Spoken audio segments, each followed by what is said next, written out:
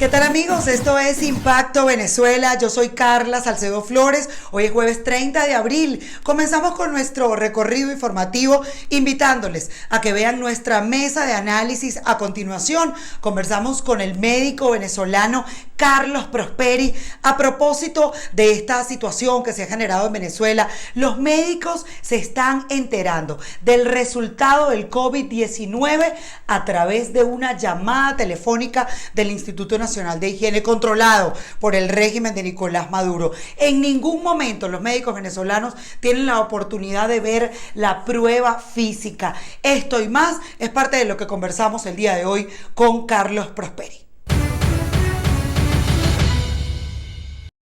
Amigos, le damos la bienvenida a Carlos Prosperi, médico venezolano.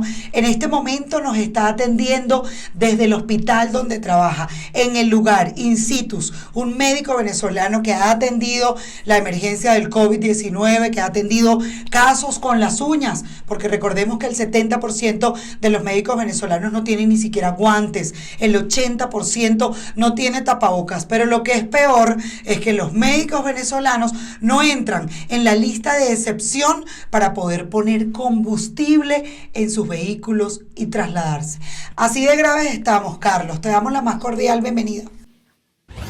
Bueno, gracias a ustedes por la invitación, gracias a todos los que nos escuchan. Y bueno, aquí seguimos luchando contra un desastre que vivimos desde hace 20 años en este país. 20 años con 20 ministros de salud y ninguno aún resuelve el problema de salud en el país. Hay una situación que me llama la atención, que me deja alarmada y tiene que ver con que los médicos venezolanos se enteran de los casos de COVID-19 por una llamada telefónica. Es decir, no hay un papel que muestre a cada uno de los médicos que ese paciente que tienen ahí al lado tiene COVID-19. La prueba no se la muestran a los médicos. Empecemos a mostrarle al mundo, doctor, qué está pasando en Venezuela con esto. Bueno, para es un secreto que el señor Nicolás Maduro, que de paso es como el vocero principal de la situación que estamos viviendo con el COVID-19 en Venezuela, dice todos los días que ellos hacen 25.000 pruebas diarias. Primero hay que aclarar que el encargado de realizar la prueba más fehaciente o la confirmatoria, que es la reacción en cadena polimerasa en tiempo real, se hace en el Instituto de Higiene Rafael Rangel, en la Universidad Central de Venezuela.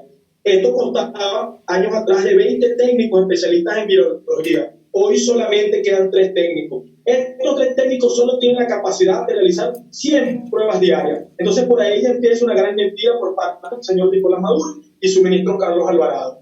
Entonces, vemos con mucha tristeza cómo ellos tienen el dominio de todo. Ni siquiera nosotros, quienes convivimos todos los días con el paciente con esta enfermedad, porque he tenido la oportunidad de llevar un caso positivo. Entonces, nosotros realizamos la prueba, el día que tomamos la muestra, a través de un hisopado, tanto nasal como faríngeo. Entonces, esta prueba duró 3 días para que la recogieran en el centro de salud. Gracias a Dios, la prueba salió positiva, porque después de las 24 horas, todos sabemos que esta prueba tiene que almacenarse en una temperatura entre -4 y -7 grados centígrados, que ninguna institución cuenta con esta nevera en el país.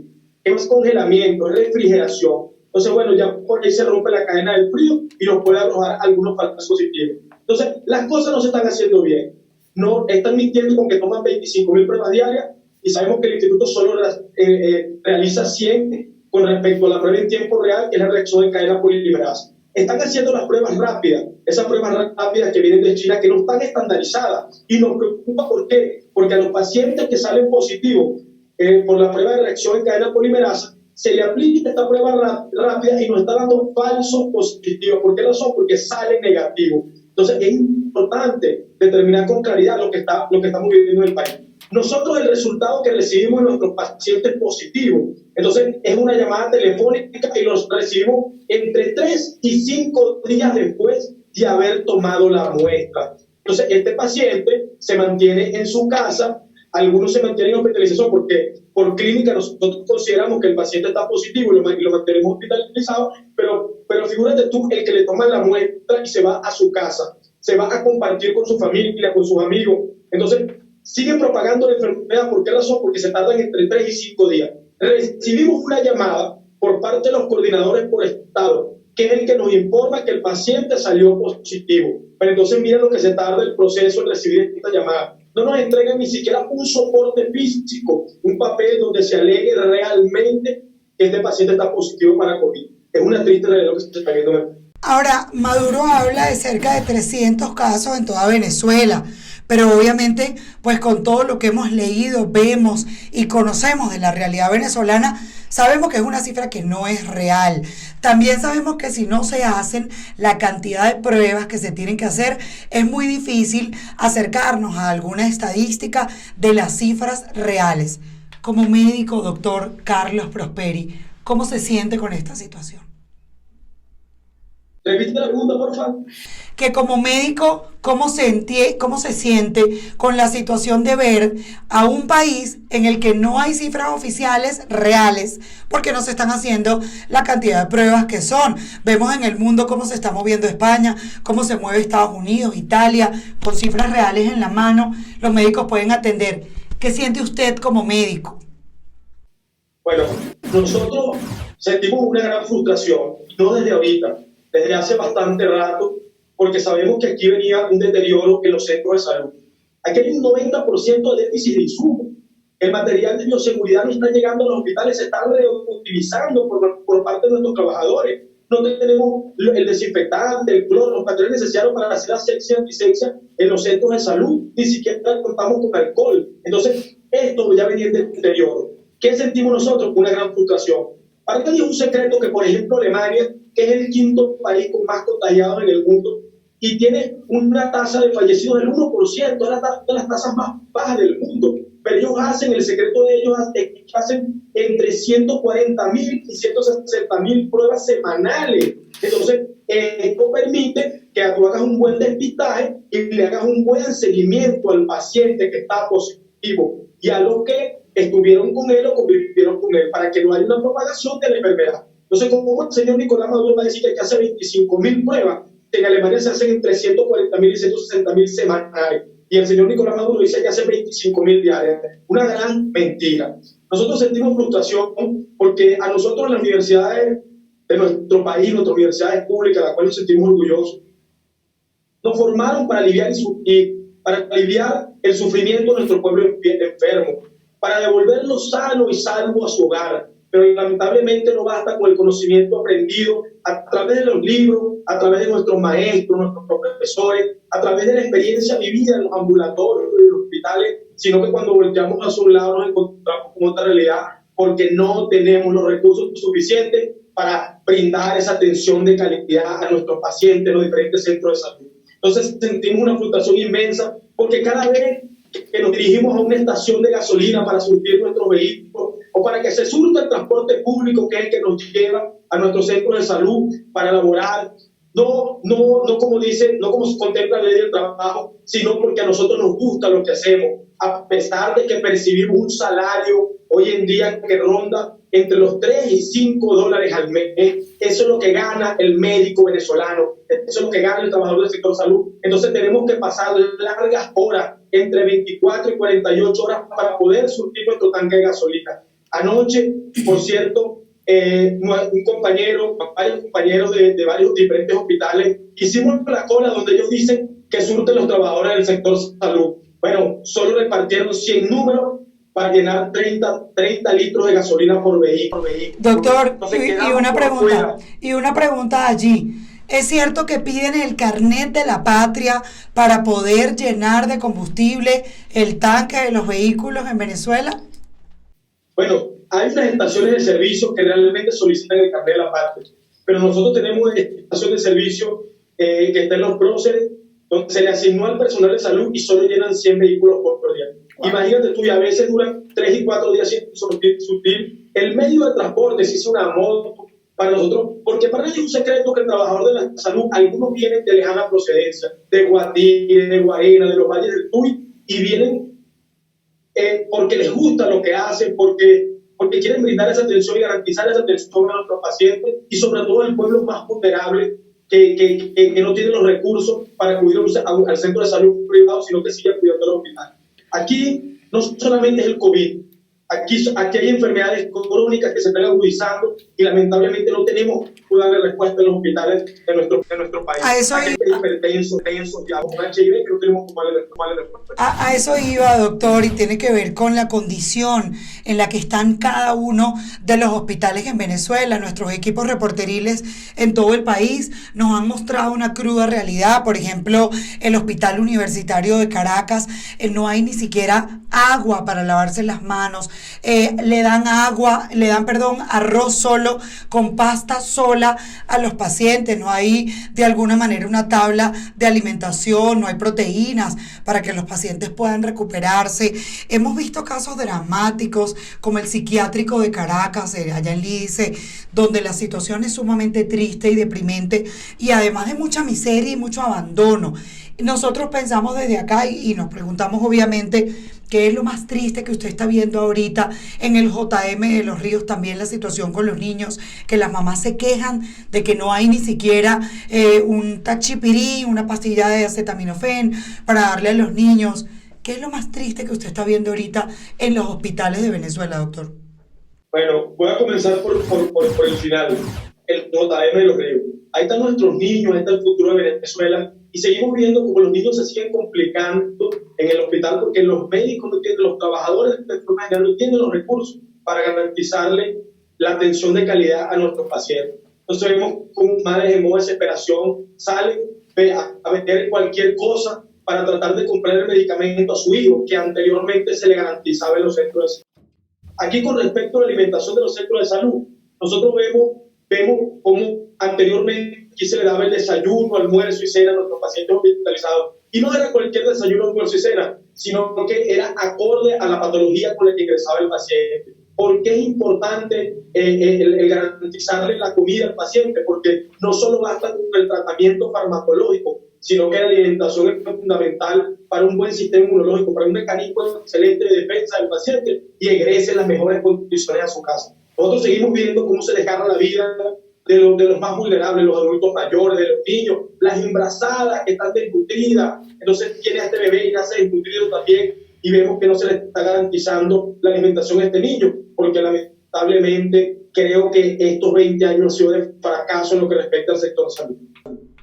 Sí, ha sido muy triste, pero además el gran problema y las fallas que hemos visto en todo lo que ha hecho el régimen de Nicolás Maduro tiene que ver con la mentira. Precisamente como usted lo ha dicho, no se hacen 25.000 pruebas diarias en Venezuela. Tampoco tienen un aparataje, digamos, completo de técnicos desplegados en todo el país para poder hacer estas pruebas. Solamente se hacen en un solo lugar. Doctor, ¿cuál sería la reflexión final si usted pudiera enumerarnos los 3 grandes errores del régimen en materia de salud? ¿Cuáles serían esos 3?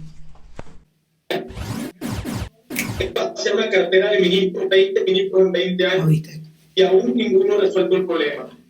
Pareciera que se pasen el cargo del uno al otro y ninguno enfrenta la realidad de la salud en el país. El segundo gran error es la construcción de una red ambulatoria paralela, como son los barrios adentro, cuando ya en Venezuela existía una red ambulatoria que nosotros, al graduarnos, cumplíamos con la ley, el artículo 8 de la ley de ejercicio de la medicina, que era de carácter obligatorio estar un año en una red ambulatoria atendiendo las comunidades. Ellos se encargaron de construir una red paralela y se olvidaron de meterle la mano a los grandes hospitales de referencia nacional, que se han olvidado de dotar de forma inmediata de insumos, y otro gran error es que le han mentido a los venezolanos, al pueblo de pie. ¿Por qué razón? Porque lo siguen manipulando desde el punto de vista psicológico.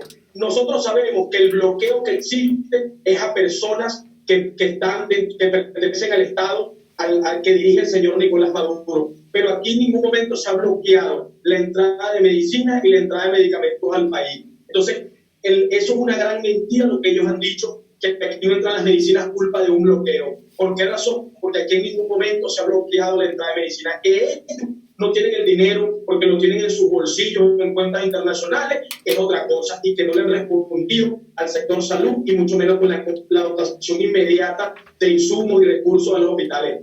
Que verdaderamente no le importa ni le duele que se desgarre la vida y que nosotros, el sector salud, tengamos que vivir esta desgracia en cada uno de los centros hospitalarios de nuestro país, porque a ellos no les duele que el paciente le pase lo peor que es perder la vida, con tal de mantenerse en Miraflores y mantenerse en el poder en Venezuela.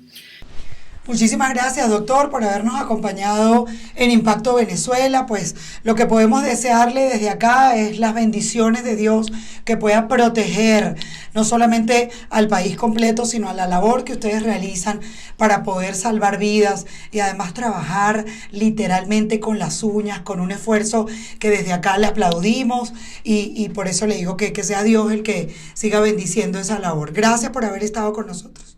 Gracias a ustedes por la invitación. Parte de la conversación que tuvimos el día de hoy con el médico venezolano Carlos Prosperi ha revelado datos importantes, alarmantes. Los médicos venezolanos están reutilizando el material de bioseguridad, los equipos que se colocan, los trajes, para poder atender a los pacientes, dado que el régimen de Nicolás Maduro no les ofrece ningún tipo de dotación. Fíjense otra cifra curiosa: el 72% de los hospitales en Venezuela no tiene cloro y solo el 48% de los médicos en Venezuela tienen tapaboca. Así, en esas condiciones están trabajando en la actualidad. Nosotros queremos a continuación invitarles a que vean el siguiente informe de nuestro compañero Joan Camargo. Él pudo adentrarse a la realidad de un hospital venezolano, estar en el quirófano, ser parte de lo que allí ocurre y ver cómo trabaja un médico allí en el lugar, sin guantes, sin tapabocas, sin cloro, sin las normas de higiene que se necesitan para laborar en este lugar. Vean el siguiente informe.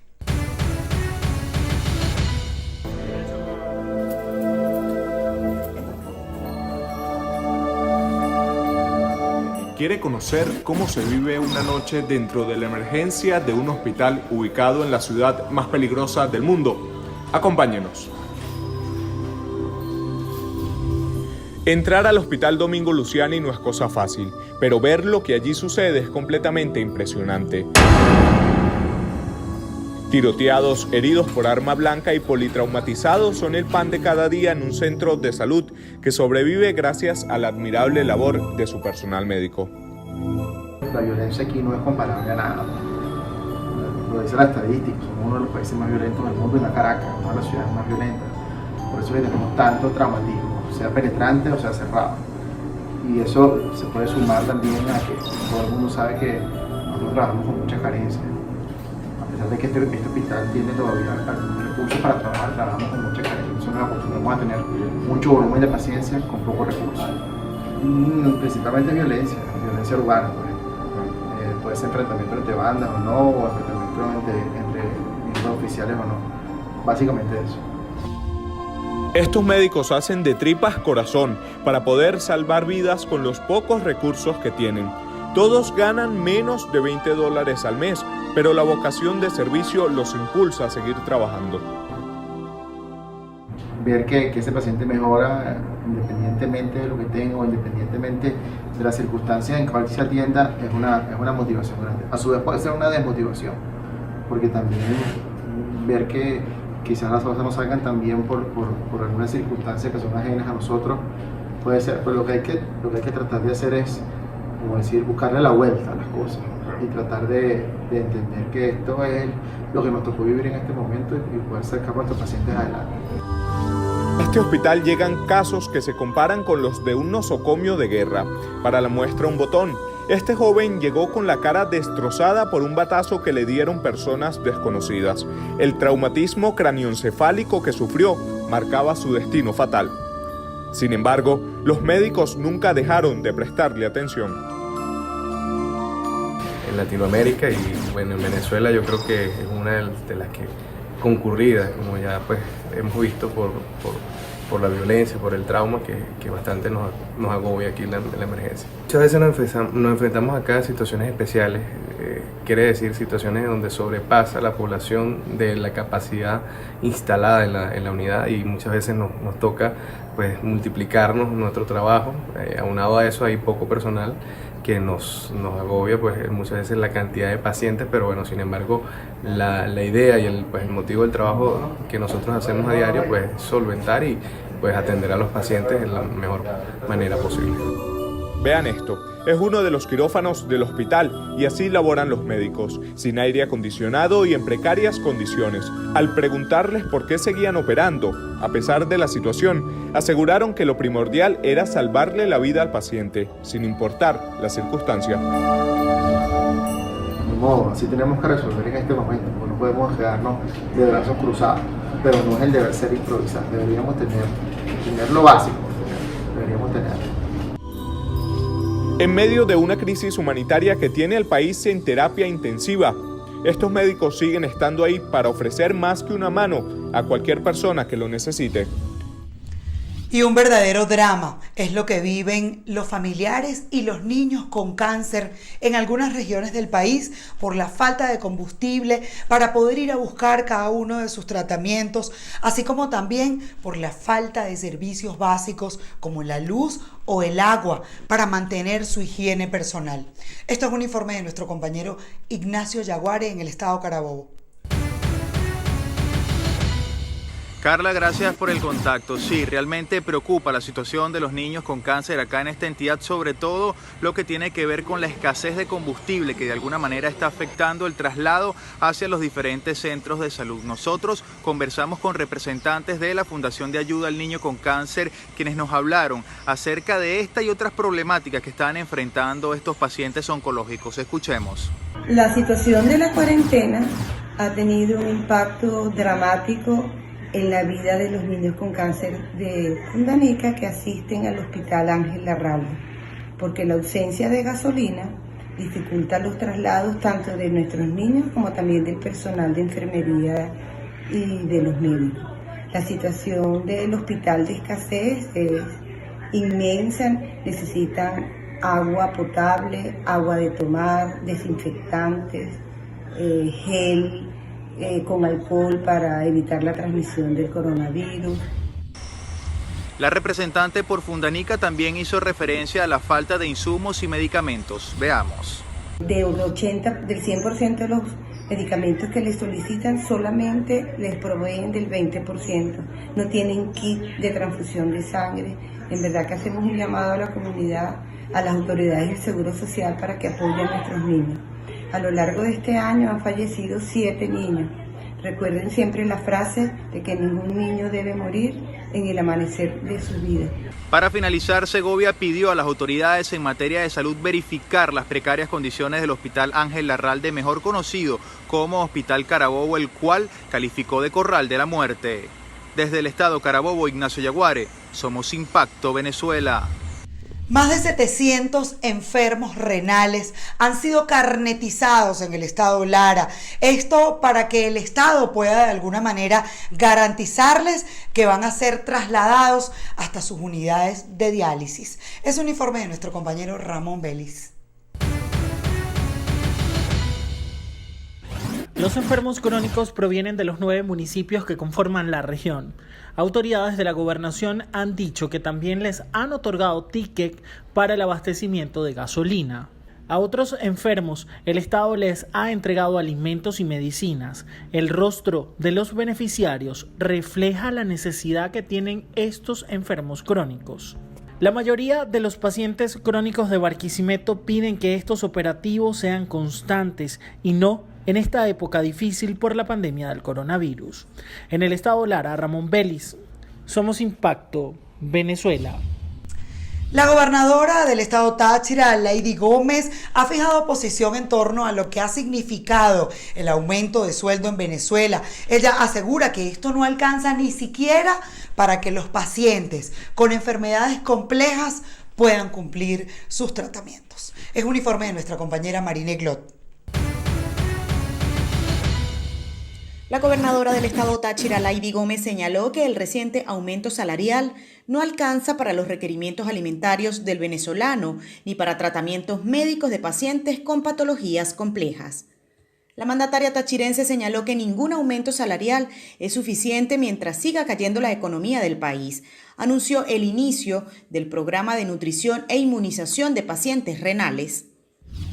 Último aumento salarial que se acaba de dar el día de ayer Ningún ciudadano puede alimentarse y mucho menos un paciente con patologías complejas puede adquirir las medicinas que se necesitan. A todas las personas interesadas hacemos el llamado para que se hagan las evaluaciones clínicas, las evaluaciones médicas desde la Corporación de Salud.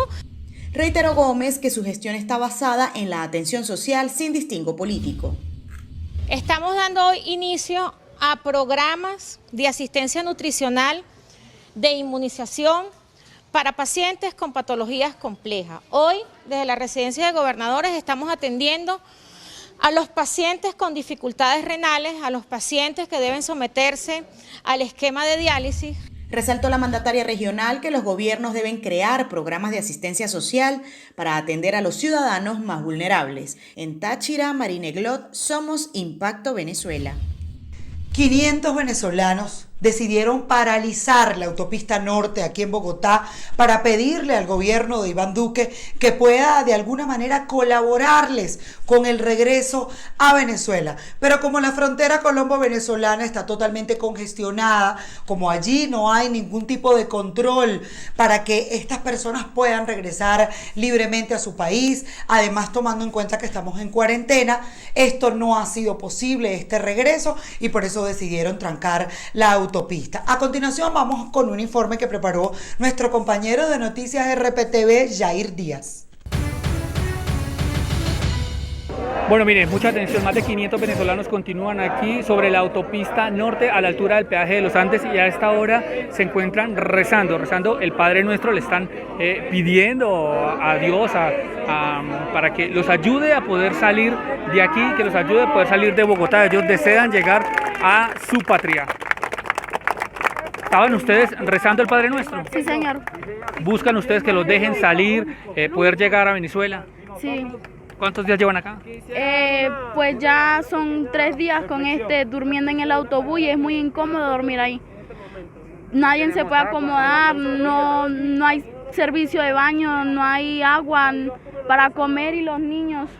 Muy bien. Hay niños, hay personas en estado de embarazo, hay adultos mayores y ustedes lo único que piden es que los dejen salir. Nosotros lo único que pedimos es eso, o sea, ya, mira, nosotros vendimos lo poco que teníamos para poder pagar el pasaje, ya los autobuses están, o sea, nosotros no estamos pidiendo que mira, que nos traigan un autobús para irnos gratis o ayuda humanitaria, lo que queremos es que nos abran el camino para nosotros seguir. 3 días durmiendo en los buses. 3 días durmiendo ya en los autobuses. Mire, en estos buses llevan estos migrantes venezolanos durmiendo ya 3 días, por eso ellos decidieron poner un alto y decirle a Migración Colombia del Gobierno Nacional que los escuche y por eso decidieron cerrar este paso de la autopista norte a la altura del peaje de los Andes.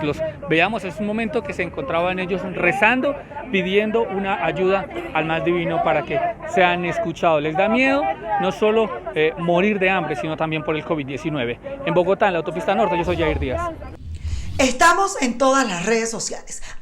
@ImpactoBE es nuestro punto de contacto en Twitter y en Instagram. En Facebook nos consigue como Impacto Venezuela. Eche plomo. Mátalos a todos.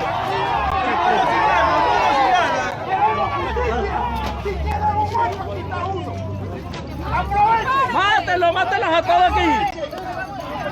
¿Cómo va a tirar la motorizada contra uno? En vez de poner el fuego, tiramos de la motorizada a uno y ellos clavarse las manos.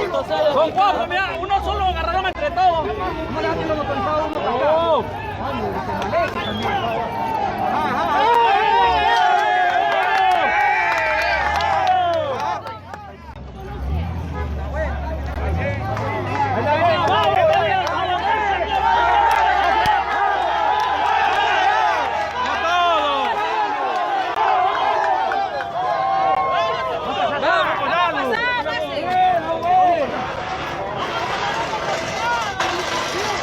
Jalabola, cora de jalabola, lo que son. Hemos llegado al final de este recorrido informativo. De esta manera nos despedimos, no sin antes invitarles a que se suscriban a nuestro canal de YouTube. Recuerde darle clic a la campanita para recibir todas nuestras notificaciones. Y también, si te gustó este video, darle like y compártelo. Yo soy Carla Salcedo Flores.